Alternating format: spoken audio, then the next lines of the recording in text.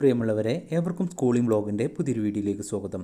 2022 Kerala medical engineering pharmacy architecture കോഴ്സുകൾക്ക് സ്വന്തമായി apply ചെയ്യാൻ സഹായിക്കുന്ന ലൈവ് ട്യൂട്ടോറിയൽ വീഡിയോ ആണിത്. നിലവിൽ അപ്ലൈ ചെയ്യാവുന്ന ലാസ്റ്റ് ഡേറ്റ് 30/4/2022 വൈകുന്നേരം 5 മണി വരെയാണ്. അപ്ലൈ ചെയ്യാനായി നിങ്ങളുടെ കൈവശം ഉണ്ടായിരിക്കേണ്ടത് വിദ്യാർത്ഥിയുടെ photo, signature, nativity certificate, birth certificate എന്നിവയാണ്.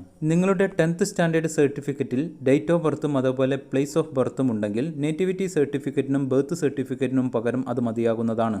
ഇതുകൂടാതെ റിസർവേഷൻ ലഭിക്കാൻ ആവശ്യമായിട്ടുള്ള മറ്റ് രേഖകളെല്ലാം അപ്ലോഡ് ചെയ്യാൻ 10/5/2022 വരെ സമയം അനുവദിച്ചിട്ടുണ്ട്. വിദ്യാർത്ഥിയുടെ ഫോട്ടോ 10 KB-ക്കും 100 KB-ക്കും ഇടയിലുള്ള JPEG ഫയൽ ഫോർമാറ്റിൽ ആയിരിക്കണം. കൂടാതെ ഫോട്ടോയുടെ വിഡ്ത്ത് 150 പിക്സലും അതേപോലെ 200 പിക്സൽ ഹൈറ്റും ഉണ്ടായിരിക്കണം. ഇതിന് നിങ്ങളെ സഹായിക്കുന്ന ഒരു വെബ്സൈറ്റ് ലിങ്ക് താഴെ നൽകിയിട്ടുണ്ട്. അത് ഉപയോഗപ്പെടുത്തിക്കൊണ്ട് നിങ്ങളുടെ മൊബൈലിലോ ലാപ്ടോപ്പിലോ ഉള്ള ഇമേജ് അപ്ലോഡ് ചെയ്ത ശേഷം വളരെ വേഗം ഫോട്ടോ ഇവിടെ പറഞ്ഞ ഡയമെൻഷനിൽ ആക്കി മാറ്റിക്കൊണ്ട് ഡൗൺലോഡ് ചെയ്യാൻ വേണ്ടി സാധിക്കുന്നതാണ്. ഫോട്ടോയുടെ താഴ്ഭാഗത്തായി വിദ്യാർത്ഥിയുടെ പേരും അതേപോലെ ഫോട്ടോ എടുത്ത ഡേറ്റും ആവശ്യമില്ല എന്നുള്ള കാര്യം നിങ്ങൾ മനസ്സിലാക്കണം. ഫോട്ടോയുടെ ബാക്ക്ഗ്രൗണ്ട് വൈറ്റ് ആയിരിക്കേണ്ടതാണ്. ഇതുകൂടാതെ സിഗ്നേച്ചറും 10 KB-ക്കും 100 KB-ക്കും ഇടയിലുള്ളതായിരിക്കണം. അതിൻ്റെ വിഡ്ത്ത് 150 പിക്സലും അതേപോലെ ഹൈറ്റ് 100 പിക്സലും ആയിരിക്കണം. സിഗ്നേച്ചറും ഈ ഒരു വെബ്സൈറ്റ് ഉപയോഗപ്പെടുത്തിക്കൊണ്ട് നിങ്ങൾക്ക് റീസൈസ് ചെയ്യാൻ വേണ്ടി സാധിക്കുന്നതാണ്. ബാക്കിയുള്ള എല്ലാ സർട്ടിഫിക്കറ്റുകളും, അതായത് നേറ്റിവിറ്റി, ബർത്ത് സർട്ടിഫിക്കറ്റ് അല്ലെങ്കിൽ 10th സ്റ്റാൻഡേർഡ് സർട്ടിഫിക്കറ്റ്, അതേപോലെ റിസർവേഷൻ ലഭിക്കാൻ ആവശ്യമായിട്ടുള്ള മറ്റ് സർട്ടിഫിക്കറ്റുകൾ, ഇതെല്ലാം PDF ഫയൽ ഫോർമാറ്റിലായിരിക്കണം. കൂടാതെ 500 KB-യിൽ താഴെയായിരിക്കണം. ഇതിനും നിങ്ങളെ സഹായിക്കുന്ന ഒരു വെബ്സൈറ്റിൻ്റെ ലിങ്ക് താഴെ നൽകിയിട്ടുണ്ട്. നമുക്ക് അപ്ലിക്കേഷൻ പ്രൊസീജിയറിലേക്ക് നീങ്ങാം. മുകളിൽ കാണുന്ന KEAM 2022 ഓൺലൈൻ ആപ്ലിക്കേഷൻ എന്ന ലിങ്കിൽ പ്രസ് ചെയ്യുക. പിന്നീട് വരുന്ന പേജിൽ കുറേ ഡീറ്റെയിൽസുകൾ നൽകിയിട്ടുണ്ട്.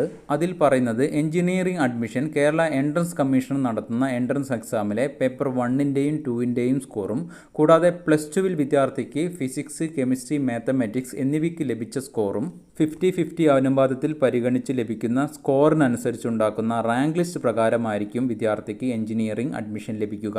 അതേസമയം ഫാർമസി കോഴ്സിന് അഡ്മിഷൻ ലഭിക്കണമെങ്കിൽ എൻട്രൻസ് കമ്മീഷൻ നടത്തുന്ന പേപ്പർ 1, അതായത് ഫിസിക്സ് ആൻഡ് കെമിസ്ട്രി മാത്രം അറ്റൻഡ് ചെയ്താൽ മതി.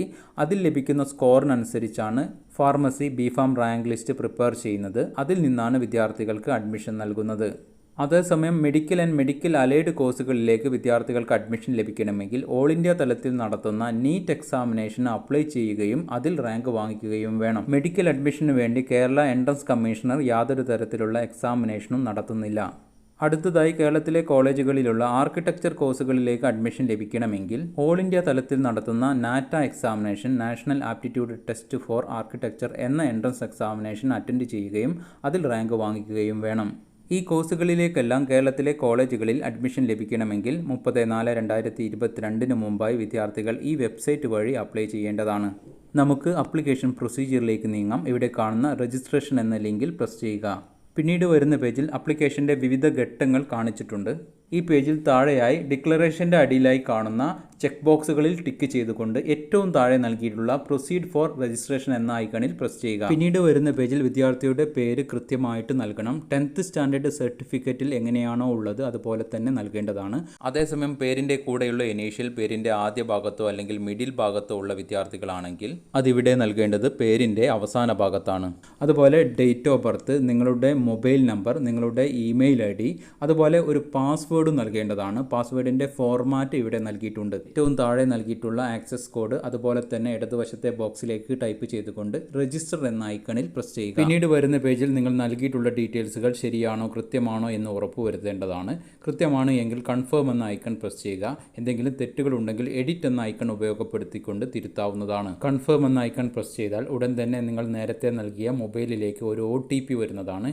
അത് ഈ ഒരു പേജിൽ എൻ്റർ ചെയ്തുകൊണ്ട് സബ്മിറ്റ് എന്ന ഐക്കൺ പ്രസ് ചെയ്യുക. അടുത്ത പേജിൽ നിങ്ങളുടെ ആപ്ലിക്കേഷൻ നമ്പർ കാണിക്കുന്നതായിരിക്കും. അത് നിങ്ങൾ കൃത്യമായിട്ട് നോട്ട് ചെയ്ത് വെക്കേണ്ടതാണ്. കൂടാതെ നേരത്തെ നൽകിയ പാസ്വേഡ് നോട്ട് ചെയ്ത് വെക്കേണ്ടതാണ്. ഇനി ഈ പേജിൽ ഏറ്റവും താഴെ കാണുന്ന പ്രൊസീഡ് ടു ഫിൽ ആപ്ലിക്കേഷൻ എന്ന ഐക്കണിൽ പ്രസ് ചെയ്യുക.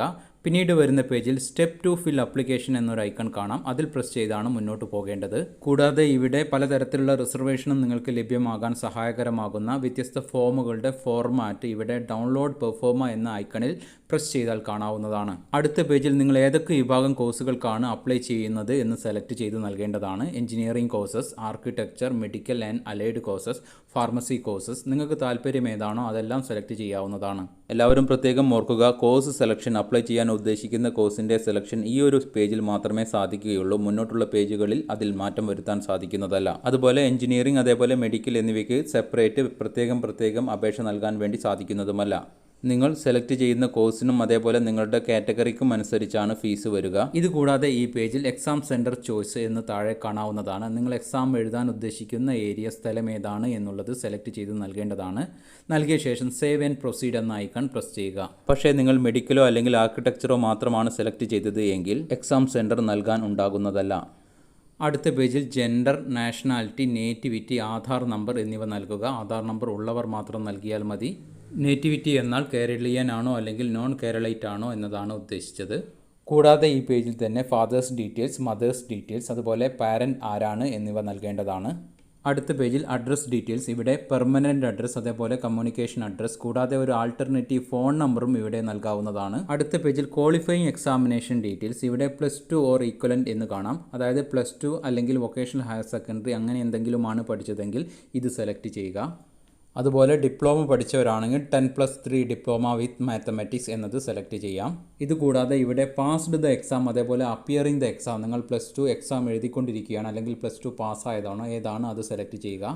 +2 പാസ്സായവരാണെങ്കിൽ മാർക്ക് ലിസ്റ്റ് അപ്ലോഡ് ചെയ്യേണ്ട ആവശ്യമൊന്നുമില്ല.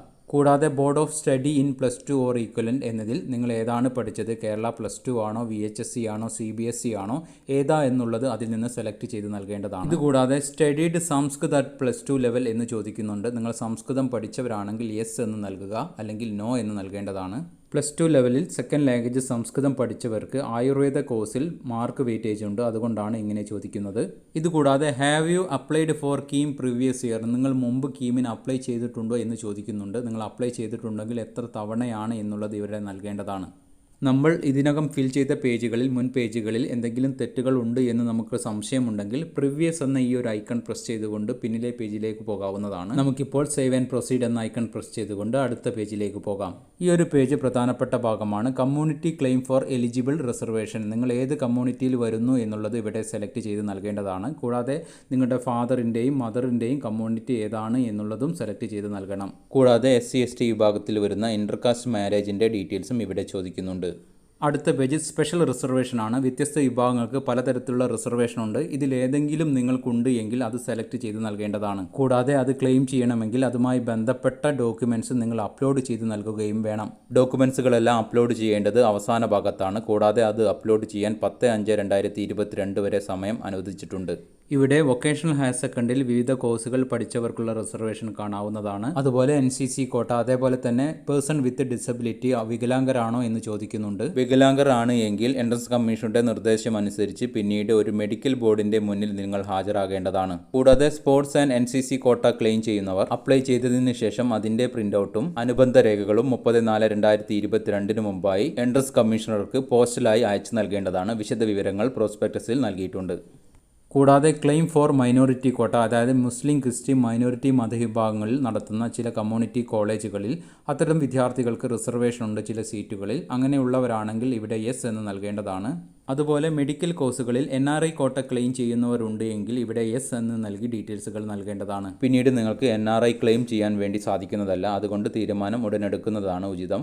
അതേസമയം സെൽഫ് ഫിനാൻസ് എഞ്ചിനീയറിംഗ് കോളേജുകളിലുള്ള NRI കോട്ട അഡ്മിഷൻ നേരിട്ട് മാനേജ്മെൻറ്റ് തന്നെയാണ് നടത്തുന്നത്. പിന്നീട് വരുന്ന പേജിൽ ഇൻകം ഡീറ്റെയിൽസ് ആണ്. നിങ്ങൾക്കിപ്പോൾ ഇൻകം സർട്ടിഫിക്കറ്റ് ലഭിച്ചിട്ടില്ല എങ്കിൽ അപ്രോക്സിമേറ്റ് ഇൻകം ഇവിടെ നൽകാൻ വേണ്ടി സാധിക്കുന്നതാണ്. പിന്നീട് ഡീറ്റെയിൽസുകൾ കൃത്യമായി അപ്ലോഡ് ചെയ്ത് നൽകാനുള്ള അവസരം ലഭിക്കുന്നതാണ്. നിങ്ങളുടെ ഫാമിലി ഇൻകത്തിനനുസരിച്ച് സെൽഫ് ഫിനാൻസ് കോളേജുകളിൽ, സെൽഫ് ഫിനാൻസ് എഞ്ചിനീയറിംഗ് കോളേജുകളിൽ കോഴ്സിന്റെ ഫീസിൽ മാറ്റം വരുന്നതാണ്. 6 ലക്ഷത്തിൽ താഴെയാണ് വാർഷിക വരുമാനമെങ്കിൽ OBC വിഭാഗത്തിനും ജനറൽ വിഭാഗത്തിനും ഫീസിൽ ചെറിയ ഇളവ് ലഭിക്കുന്നതാണ്.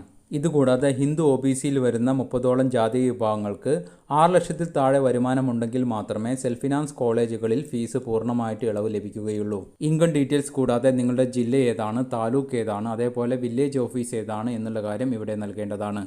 അടുത്ത page preview of application form ആണ്. നിങ്ങൾ ഇതുവരെ നൽകിയിട്ടുള്ള എല്ലാ ഡീറ്റെയിൽസുകളും കാണാൻ വേണ്ടി സാധിക്കുന്നതാണ്. എല്ലാ ഡാറ്റയും ശരിയാണോ എന്ന് ഉറപ്പുവരുത്തുക. എന്തെങ്കിലും തെറ്റുകളുണ്ടെങ്കിൽ പ്രിവിയസ് എന്ന ഐക്കൺ ഉപയോഗപ്പെടുത്തിക്കൊണ്ട് പഴയ പേജുകളിലേക്ക് പോയി തിരുത്താവുന്നതാണ്. എല്ലാം ശരിയാണ് എങ്കിൽ ഡിക്ലറേഷൻ ചെക്ക് ബോക്സുകളിൽ ടിക്ക് ചെയ്ത ശേഷം താഴെ കാണുന്ന സേവ് ആൻഡ് ഫൈനലൈസ് എന്ന ഐക്കൺ പ്രസ് ചെയ്യുക. ഇനി അപ്ലിക്കേഷൻ ഫീ പേയ്മെൻ്റ് ആണ്. പേ ആപ്ലിക്കേഷൻ ഫീ എന്ന ഐക്കണിൽ പ്രസ് ചെയ്യുക. നിങ്ങൾ സെലക്ട് ചെയ്തിട്ടുള്ള കോഴ്സുകൾക്കനുസരിച്ചും നിങ്ങളുടെ കാറ്റഗറിക്കനുസരിച്ചുമാണ് ഫീസ് വരിക. ഓൺലൈനായും ചലാൻ മുഖേനയും ഫീ പേയ്മെൻറ്റ് നടത്താവുന്നതാണ്. ചലാൻ വഴി പേയ്മെൻറ്റ് നടത്താൻ ഇവിടെ കാണുന്ന ഈ ചലാൻ എന്ന ഐക്കണിൽ പ്രസ് ചെയ്ത് ചലാൻ പ്രിൻറ്റ് ചെയ്ത ശേഷം പോസ്റ്റ് ഓഫീസിലാണ് പേയ്മെൻറ്റ് നടത്തേണ്ടത്. ഏതൊക്കെ പോസ്റ്റ് ഓഫീസിലാണ് പേയ്മെൻറ്റ് നടത്താൻ സാധിക്കുക എന്നുള്ളത് വെബ്സൈറ്റിൽ നൽകിയിട്ടുണ്ട്. ഇവിടെ ഡെബിറ്റ് കാർഡ് ഉപയോഗപ്പെടുത്തിക്കൊണ്ട് ഓൺലൈൻ പേയ്മെൻ്റ് ആണ് നടത്തുന്നത്. ഡെബിറ്റ് കാർഡിൻ്റെ നമ്പറും എക്സ്പയറി ഡേറ്റും അതേപോലെ CVV നമ്പറും കാർഡ് ഹോൾഡറുടെ നെയിമും നൽകിക്കൊണ്ട് പേയ്മെൻറ്റ് നടത്താൻ വേണ്ടി സാധിക്കുന്നതാണ്. ഇങ്ങനെ ഓൺലൈൻ പേയ്മെൻറ്റ് നടത്തുമ്പോൾ നിങ്ങൾ പ്രത്യേകം ശ്രദ്ധിക്കുക, പേജ് റിഫ്രഷ് ചെയ്യാനോ അതുപോലെ തന്നെ ബാക്ക് ബട്ടൺ പ്രസ് ചെയ്യാനോ പാടുള്ളതല്ല. പേയ്മെൻറ്റ് വിജയകരമായ ട്രാൻസാക്ഷൻ സക്സസ്ഫുൾ എന്ന് കാണിക്കുന്നതാണ്. എത്ര തുകയാണ് പേയ്മെൻറ്റ് നടത്തിയത് എന്നും കാണാം. അതിൻ്റെ ഏറ്റവും താഴെ കാണുന്ന ബാക്ക് ടു ഹോം പേജ് എന്ന ഐക്കണിൽ പ്രസ് ചെയ്യുക. പിന്നീട് വരുന്ന പേജിൽ അപ്ലോഡ് ഇമേജസ് ആൻഡ് സർട്ടിഫിക്കറ്റ് എന്ന ഐക്കൺ കാണാം. അതിൽ പ്രസ് ചെയ്യുക. ഇമേജുകളും അതേപോലെ സർട്ടിഫിക്കറ്റുകളും അപ്ലോഡ് ചെയ്യാനുള്ള ഘട്ടമാണിനി. നിർബന്ധമായും വിദ്യാർത്ഥിയുടെ ഫോട്ടോയും സിഗ്നേച്ചറും അതുപോലെ തന്നെ കേരളീയൻ ആണെങ്കിൽ നേറ്റിവിറ്റി സർട്ടിഫിക്കറ്റും അതുപോലെ ബർത്ത് സർട്ടിഫിക്കറ്റും അപ്ലോഡ് ചെയ്യേണ്ടതാണ്. നേറ്റിവിറ്റി അതുപോലെ ബർത്ത് സർട്ടിഫിക്കറ്റ് എന്നിവയ്ക്ക് പകരം 10th സ്റ്റാൻഡേർഡ് സർട്ടിഫിക്കറ്റിൽ ഡീറ്റെയിൽസ് ഉണ്ടെങ്കിൽ അത് മതിയാകുന്നതാണ്. ഈ പറഞ്ഞ 4 ഡോക്യുമെൻസുകൾക്ക് പുറമെ മറ്റു ഡോക്യുമെൻസുകൾ അപ്ലോഡ് ചെയ്യാനുണ്ടെങ്കിൽ അത് അപ്ലോഡ് ചെയ്യാൻ 10/5/2022 വരെ സമയം അനുവദിച്ചിട്ടുണ്ട്. ഓരോന്നിനും നേരെ കാണുന്ന ചൂസ് ഫയൽ എന്ന ഐക്കൺ പ്രസ് ചെയ്തുകൊണ്ട് നിങ്ങളുടെ മൊബൈലിലോ ലാപ്ടോപ്പിലോ എവിടെയാണ് ഫയൽ ഉള്ളത് അത് സെലക്ട് ചെയ്ത് നൽകേണ്ടതാണ്. ഫോട്ടോയും സിഗ്നേച്ചറും അപ്ലോഡ് ചെയ്ത് കഴിഞ്ഞാൽ അതിൻ്റെ തൊട്ടു താഴെ കാണുന്ന ഡിക്ലറേഷൻ ബോക്സിൽ ടിക്ക് ചെയ്യേണ്ടതാണ്. ബർത്ത് സർട്ടിഫിക്കറ്റും അതേപോലെ നേറ്റിവിറ്റി സർട്ടിഫിക്കറ്റും അപ്ലോഡ് ചെയ്ത് കഴിഞ്ഞാൽ അപ്ലോഡ് ചെയ്ത ഫയൽ ശരിയാണോ കറക്റ്റാണോ എന്ന് ഉറപ്പുവരുത്താൻ വേണ്ടി വ്യൂ എന്നൊരു ഐക്കൺ നൽകിയിട്ടുണ്ട്. അത് ഉപയോഗപ്പെടുത്തിക്കൊണ്ട് അപ്ലോഡ് ചെയ്ത ഫയൽ കാണാൻ വേണ്ടി സാധിക്കുന്നതാണ്. നേറ്റിവിറ്റി സർട്ടിഫിക്കറ്റ് അതേപോലെ NCL സർട്ടിഫിക്കറ്റ് തുടങ്ങിയവ അപ്ലോഡ് ചെയ്ത് കഴിഞ്ഞാൽ വലതുവശത്ത് കാണുന്ന ചെക്ക് ബോക്സുകളിൽ ടിക്ക് ചെയ്ത് വെരിഫൈ എന്ന ഐക്കൺ പ്രസ് ചെയ്യേണ്ടതാണ്. ജനറൽ വിഭാഗത്തിന് EWS, OBC OEC വിഭാഗത്തിന് NCL സർട്ടിഫിക്കറ്റ്, SC/ST വിഭാഗത്തിന് കാസ്റ്റ് സർട്ടിഫിക്കറ്റ്, മറ്റ് സ്പെഷ്യൽ റിസർവേഷന് അതുമായി ബന്ധപ്പെട്ട രേഖകൾ എന്നിവ അപ്ലോഡ് ചെയ്ത് നൽകിയെങ്കിൽ മാത്രമേ റിസർവേഷൻ ലഭിക്കുകയുള്ളൂ എന്നുള്ള കാര്യം നിങ്ങൾ മനസ്സിലാക്കേണ്ടതാണ്. ആവശ്യമായിട്ടുള്ള ഡോക്യുമെൻസുകൾ അപ്ലോഡ് ചെയ്ത് കഴിഞ്ഞാൽ ഏറ്റവും താഴെ കാണുന്ന സബ്മിറ്റ് എന്ന ഐക്കൺ പ്രസ് ചെയ്യുക. ഇതോടുകൂടി നിങ്ങളുടെ ആപ്ലിക്കേഷൻ പൂർണ്ണമായി. ഇവിടെ കാണുന്ന പ്രിൻ്റ് അക്നോളജ്മെൻറ്റ് എന്നതിൽ പ്രസ് ചെയ്ത് കഴിഞ്ഞാൽ നിങ്ങളുടെ അപേക്ഷയുടെ അക്നോളജ്മെൻറ്റ് കാണാൻ വേണ്ടി സാധിക്കുന്നതാണ്. നിങ്ങളുടെ ഫോട്ടോയും മറ്റു കാര്യങ്ങളും മറ്റ് ഡീറ്റെയിൽസുകളെല്ലാം അതിലുണ്ടാകും. അത് പ്രിൻ്റ് എടുത്ത് വെക്കേണ്ടതാണ്.